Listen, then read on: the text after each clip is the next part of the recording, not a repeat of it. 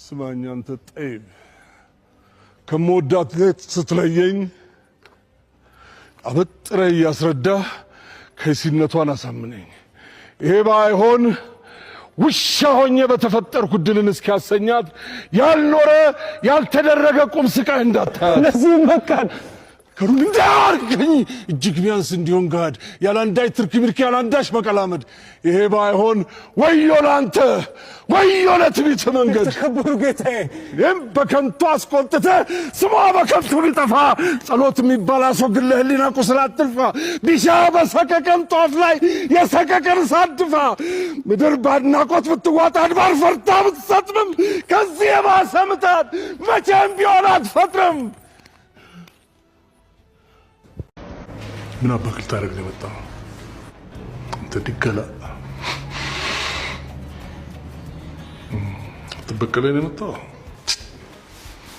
እንኳን አሁን ያኔን ፈልጌ አላውቅም። እኔ አንተን ፈልጌ አላውቅም። ሂዱጣ የምትወዳት ልጅ ጸደይ የት እንዳለች ያውቃል። እንዴት አባክ ነው ያወቀው ጸደይ ያለችበት?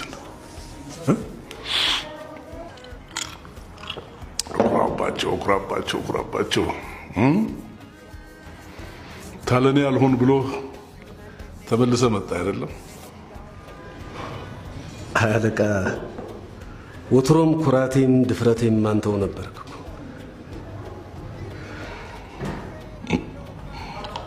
ወንድ ነበርሽ ለነገሩ። እንደውም አንዳንዶቹ